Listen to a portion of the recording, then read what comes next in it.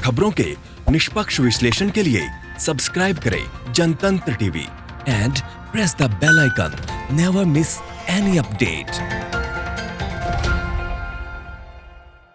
और बड़ी खबर कानपुर से आ रही है, जहां कानपुर में 8 पुलिसकर्मियों की हत्या का मामले में विकास दुबे पर 2,50,000 का इनाम घोषित कर दिया गया है। सरकार ने गैंगस्टर विकास दुबे पर रखा है 2.5 लाख का इनाम। विकास दुबे मामले में 3 पुलिसकर्मियों को और सस्पेंड कर दिया गया, तो 2 एसआई और 1 कांस्टेबल को सस्पेंड किया गया है। आपको बता दें, सबसे पहले विकास दुबे पर 50,000 का इनाम था, उसके बाद 1 लाख किया गया और अब 2.5 लाख का इनाम कर दिया गया है।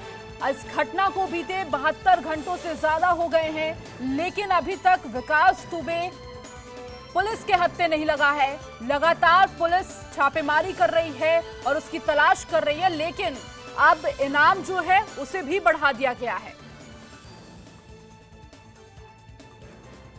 और अधिक बातचीत करने के लिए हमारे साथ पंकज चतुर्वेदी जुड़ चुके हैं। पंकज, लगातार आपसे बातचीत चल रही थी, किस तरीके से अभी पुलिस और एसआईटी काम कर रही है। अब जो इनाम है 50,000 के बाद 1 लाख, 1 लाख के बाद 2.5 लाख, ये लगातार इनाम को बढ़ाया जा रहा है। कोशिश तो उनकी यही है कि किसी तरह बस विकास दुबे का पता चल सके, सुराग मिल सके, क्योंकि आप 72 घंटों से ज्यादा हो चुके हैं, लेकिन अभी पुलिस के हाथ कुछ नहीं लगा है।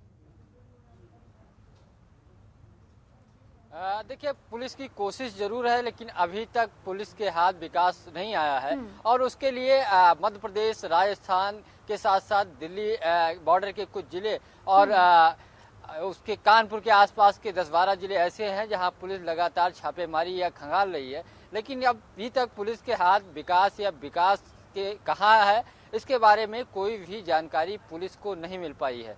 अब पहले 25,000 का, फिर 50,000 का आईजी ने अपने लेवल से किया, उसके बाद अगर 50,000 से ऊपर होता है तो डीजीपी मुख्यालय किसी भी अपराधी पर इनाम घोषित करते हैं पकड़ने के लिए। चूंकि आईजी मोहित अग्रवाल ने फाइल डीजीपी को भेजी थी 2.5 लाख का इनाम घोषित करने के लिए, अगर कोई पकड़वाता है तो डीजीपी ने उसे अभी थोड़ी देर पहले अप्रूव कर दिया है। 2.5 लाख का इनामी बदमाश इस समय विकास दुबे बन चुका है, जिसके ऊपर 70 से ज्यादा मुकदमे हैं। लेकिन सबसे गंभीर और उत्तर प्रदेश के लिए, उत्तर प्रदेश सरकार और पुलिस के लिए, उसके 8 जो साथियों को मारा है, उसके बाद उत्तर प्रदेश सरकार भी एक्शन में है। पुलिस भी लगातार छापेमारी कर रही है। उत्तर प्रदेश पुलिस की जितनी भी एजेंसियां हैं वो लगातार छापेमारी कर रही, पूरी टीम लगा दी गई है। लेकिन अभी विकास का अता पता नहीं है, चाहे वो नेपाल बॉर्डर के लखीमपुर खीरी का जिला हो या फिर बहराइच हो या फिर महाराजगंज जो गोरखपुर से खुली सीमा, वहां पे अलर्ट जारी कर दिया गया है। वहां सारी जो पुलिस के साथ साथ एसएसबी के संपर्क में भी पुलिस है, क्योंकि सीमा सुरक्षा बल की जो सुरक्षा करती है वो एसएसबी करती है। उस बात की वहां भी जानकारी दे दी गई, पोस्टर लगाए गए हैं। जितने भी कानपुर के आसपास के जिले हैं, टोल प्लाजा पे पोस्टर लगाए गए हैं, गाड़ियों की सघन तलाशी अभियान भी की जा रही। लेकिन अभी 80 घंटा बीतने के बावजूद अभी विकास के बारे में पुलिस को कोई अहम सुराग नहीं मिला है। हालांकि उसके 2 करीबी पकड़े गए। एक कल उसका जो नौकर था उसको पुलिस ने एनकाउंटर में मुठभेड़ के बाद गिरफ्तार किया था, पैर में गोली लगी थी। आज उसका एक साथी वाजपेयी भी गिरफ्तार हुआ है, जिसके पास से 3 वीआईपी गाड़ियां बरामद हुई जो बगैर नंबर की है। उसके साथ साथ कुछ और चीजें निकली है, लेकिन अभी तक विकास के बारे में पुलिस को कोई सुराग नहीं मिला है। ये सबसे बड़ी एसआई और एक कांस्टेबल को भी निलंबित किया गया है। कॉल डिटेल्स निकाली गई है, 2 एसआई, 1 कांस्टेबल निलंबित हुआ है। देखिए, कॉल डिटेल्स कई जो 3 थाना क्षेत्रों के जो पुलिस गए थे उन सब की कॉल डिटेल निकाली गई थी। जो प्रथम दृष्टया जांच में आई है उसमें 2 चौकी इंचार्ज के साथ साथ कांस्टेबल को निलंबित किया है, वो संपर्क में थे। इसके साथ कल पहले ही विनय तिवारी को भी निलंबित किया गया था। तो अब तक इस मामले में कई सारे पुलिसकर्मी भी सस्पेंड हुए हैं। अभी भी पूरा थाना, कल मोहित अग्रवाल जो आईजी हैं उन्होंने कहा था कि सबके दायरे में है, सबकी पता लगाई जा रहा है। कुछ मोबाइल नंबर जो बरामद हुए थे उसके घर से, उसमें कई सारे पुलिस अधिकारियों के भी नंबर थे।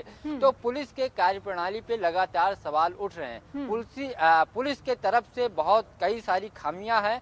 उन खामियों के चलते विकास का इतना मन बढ़ा और उसके बाद उसने 8 पुलिसकर्मियों की हत्या कर दी। उसको सटीक जानकारी मिली। कई सारे पुलिसकर्मी उसके दरबार में जाया करते थे, उसके यहाँ बैठते थे, कार्रवाई नहीं करते थे। अभी एक पत्र जो एसएसपी को सीओ ने लिखा था, जो सीओ मारे गए देवेंद्र मिश्रा, उन्होंने मार्च में ही पत्र एसएसपी को लिखा था कि इस तरीके की विकास दुबे पे वहाँ के एसएचओ हैं जो विनय तिवारी निलंबित किए गए हैं वो कोई ठोस कार्रवाई नहीं कर रहे हैं। कार्रवाई करने के लिए कहा गया था। आने वाले समय में कोई बड़ी दुर्घटना हो सकती है, इस बात का भी जिक्र किया था कि उन्होंने मौखिक तौर पे फोन से भी सूचना बड़े अधिकारियों को दे दी है, लेकिन कोई कार्रवाई नहीं हो रही है। अविलंब इनको हटाया जाए, नहीं तो बड़ी कोई यहाँ पे घटना हो सकती है। उस समय नजरअंदाज किया गया, उसका परिणाम यह था कि 8 पुलिसकर्मियों की हत्या हो गई और अभी भी पुलिस विकास दुबे को नहीं ढूंढ पाई। तो पुलिस में कई सारी खामियां थी। पुलिस समय रहते घेराबंदी एक नहीं कर पाई। जब वो इनका मुठभेड़ हुई करीब 1-1.5 घंटे या 2 घंटे के बाद पुलिस पहुंची, गांव पहुंची, आसपास के क्षेत्रों की घेराबंदी नहीं की, जिसके खिलाफ 70 से अधिक मुकदमे दर्ज हों, तो उसमें देरी की। उसके बाद पुलिस अपनी ही खुफिया तंत्र को मजबूत नहीं कर पाई। खास करके विकास दुबे पुलिस से पूरी जानकारी लेता रहा कब कौन आएगा। तो देखा जाए तो पुलिस की इस पूरे मामले में कई सारी खामियां नजर आ रही है, लेकिन अब पुलिस एक्टिव में है, मूड में है, लेकिन अभी भी पुलिस के हाथ विकास का या विकास कहाँ है, क्या लोकेशन है, उसके बारे में कोई महत्वपूर्ण जानकारी नहीं मिल पा रही है। हालांकि पुलिस अधिकारी दावा कर रहे हैं कि जल्द ही विकास पुलिस के हाथ में होगा। ठीक है पंकज, बहुत बहुत शुक्रिया तमाम जानकारी के लिए।